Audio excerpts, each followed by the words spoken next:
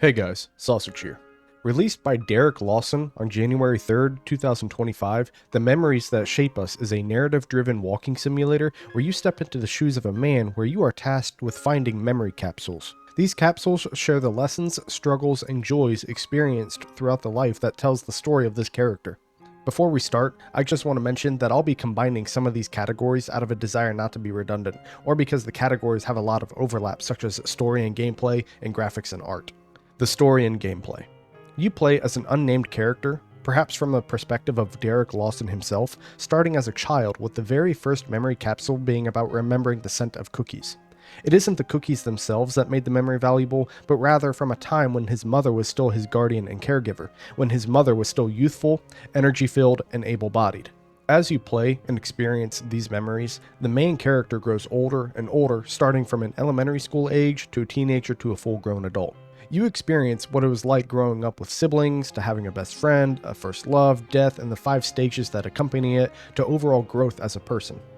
Many of these themes are relatable, as having siblings, friends, and death are not unique and reserved to just a handful of us, but rather these themes invoke almost a sense of comfort and nostalgia in me. I'm not the only one who remembers having fresh baked cookies as a child. I'm not the only one who remembers playing video games in my youth and in my early 30s, but that's not the point. I'm not the only one who remembers their first job either. While the story has themes that aren't unique by themselves, the events that unfold and in the manner of which they unfold make for a story that is at times a little lackluster, while at others quite gripping, and that will depend solely on the person playing and their own life experiences. 2 last little tidbits to share about this game is that there are some Christian themes to this. That is not to say that these themes are good or bad, nor are they over the top or subliminal, just that there are some minor religious themes. If you're a Christian and like these themes, this may appeal to you. If you don't like religion in your games, this might be a turnoff. Again, not good or bad, but these themes are there, so just be aware. The game also has an ending that should probably only be experienced by a mature audience and should also have a trigger warning. I had a guess as to what the story would have in store for me based solely on the start menu after opening the game, but there still was no hint that this game would have such a dark and heavy theme to it anywhere on the Steam page, so just be aware this game should come with a trigger warning. I won't say what this trigger warning should be, as that might spoil some of the story, but you as the viewer can come up with a few ideas as to what the trigger warning could be, and until the developer adds a trigger warning, just know that if you're worried about any of those triggers, you may want to stay away from this game for the time being. Let's continue. Graphics and art. To no one's surprise, the game looks great, and that's because it was made on Unreal Engine. The whole game looks great, but I won't say perfect. The first thing you'll notice is that you explore these different homes on what is basically an island.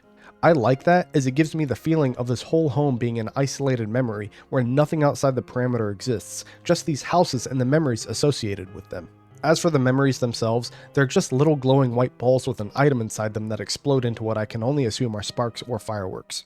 If you're looking at this game and thinking it looks a little bare, plain, or even empty though, I wouldn't disagree with you, but so long as you appreciate the bigger picture rather than focusing on the smaller details, I don't see this really being such a big deal. Voiceover. I might be nitpicking here, but I found the voiceover to be quite boring. I'm no professional, as I'm sure you can tell by my videos, but I still at least try to make myself sound interesting.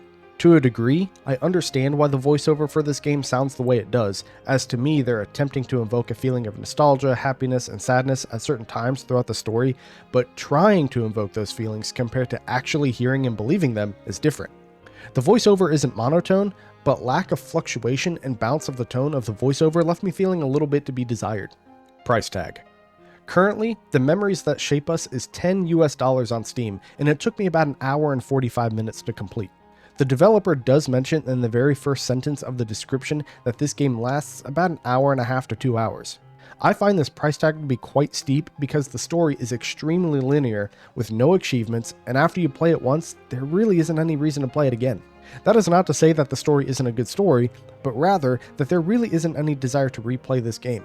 $10 for a game that at most can be finished in 2 hours, that's just too steep.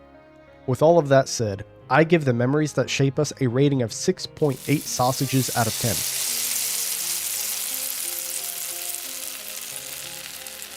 The story and gameplay isn't bad, but it definitely isn't for everyone either. First and foremost, this is a narrative-driven walking simulator that doesn't even have NPCs. Whether you like these types of games or not, you know who you are and you know what kinds of games you like. I'm not here to try to sell you on trying this walking sim if you don't like walking sims.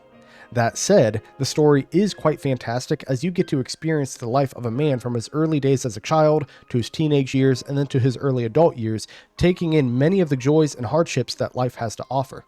Graphically and artistically, the game looks great as it is made in Unreal Engine, but to some, the game may look a little bit empty and lacking in some places, though I'd argue if you're focused on those aspects of the game that maybe you're focusing too much on the wrong parts. The voiceover leaves a little bit to be desired. While the voiceover isn't bad, that doesn't mean there isn't room for improvement either. I just wish the tone felt more alive, be it cheerful and happy during the happy moments, or even hearing the person trying not to choke on their words while experiencing a hardship. Lastly, the price tag. $10 for a game that took me just under 2 hours to beat with no achievements and what I can only assume is no replayability is just too high. $1 for an hour of gameplay is totally fair. $2 for an hour of gameplay I can make an exception for. $5 for an hour of gameplay that is just walking and listening to someone speak with no replayability, that's just too high.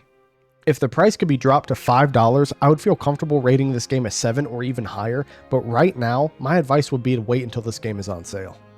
And that's my review of the Memories That Shape Us. If you enjoyed this video, then consider liking, subscribing, and leaving a comment below, but if not, just know that I appreciate your viewership nonetheless. I also have a Twitch channel where I stream occasionally, and a Discord for casual viewers and content creators alike, so consider joining me on both of those platforms as well. Anyway, I think I'm going to cut my review here. Mahoney out.